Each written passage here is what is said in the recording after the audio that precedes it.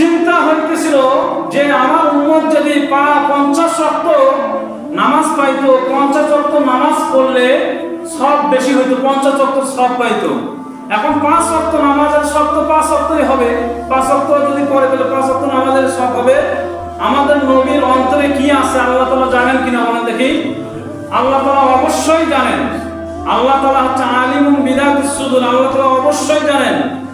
আমার নবীকে বললেন, ও আমার প্যারা হাবিব শোনো, আপনার উম্মত যদি, আপনার কোনো উম্মত যদি 5 ওয়াক্ত নামাজ নিয়মিত ঠিকভাবে আদায় করে, আমি আপনাকে ওয়াদা দিলাম আপনার উম্মত 50 ওয়াক্ত নামাজ পড়লে যে সব হতো সেই সব আপনার উম্মতের আমলনামা আমি দিয়ে দেব। তাহলে আল্লাহ তাআলা আমাদের উপর রহম করেন নাই, আমাদের উপর দয়া করেছেন।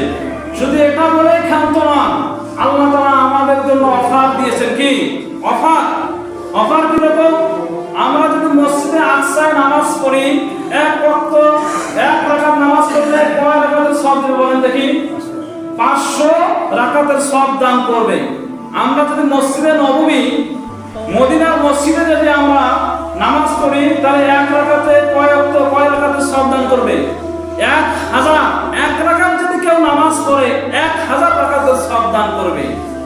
আমরা যদি মসজিদে হারামে নামাজ আদায় করি, কাবা শরীফে যদি নামাজ আদায় করি, যদি কেউ 1 রাকাত নামাজ পড়ে, তাকে আল্লাহ তাআলা 1 রাকাতের জায়গায় 1 লক্ষ রাকাতের সওয়াব দান করবে।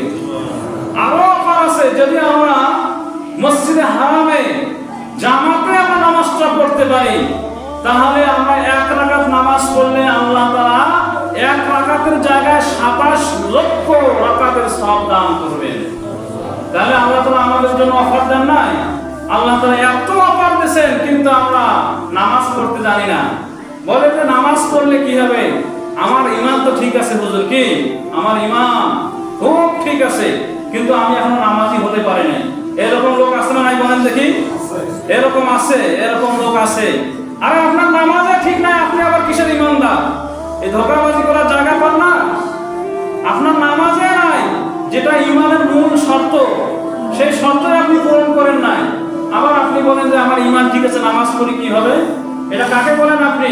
আপনি শয়তানের ধোঁকায় পড়ে গেছেন, আপনি নিজেই শয়তান হয়ে গেছেন।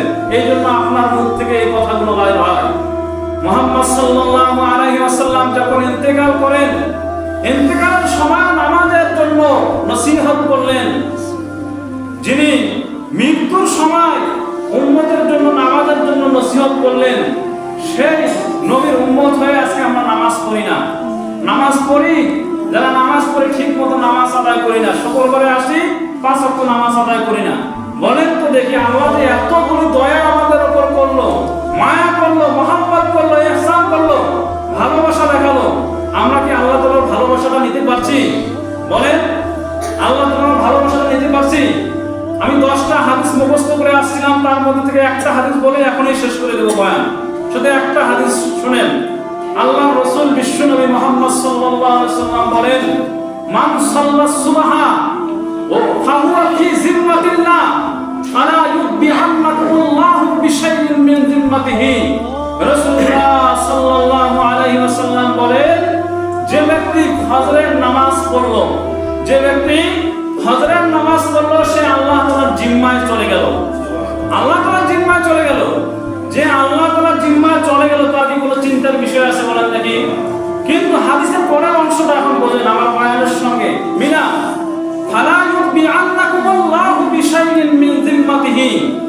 মনে রাখবা, যে আল্লাহ তোমার জিম্মাদারের দায়িত্ব নিল, কিয়ামতের মাঠে দিল, আল্লাহর জিম্মা সম্পর্কে যেন তুমি অভিযুক্ত না হও।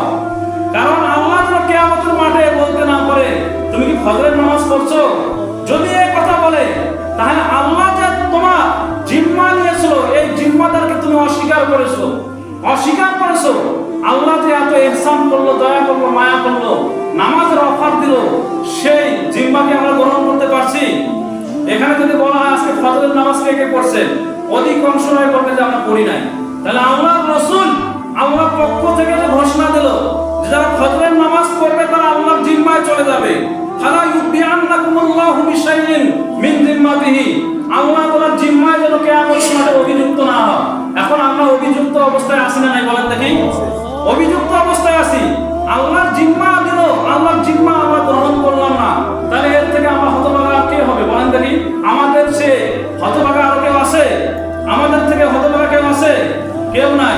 মন খারাপ করেন না, এটা আপনাদের ভালোর জন্য বলা হচ্ছে। কোরআন হাদিসের কথা বলা হচ্ছে। যদি আল্লাহ তাআলা জিম্মা যেতে চান, হযরত নামাজ পড়বেন, বাকি নামাজগুলো পড়বেন। আল্লাহ রাব্বুল আলামিন আমাদেরকে 5 ওয়াক্ত নামাজ মসজিদে এসে জামাতে পড়ার তৌফিক দান করুক।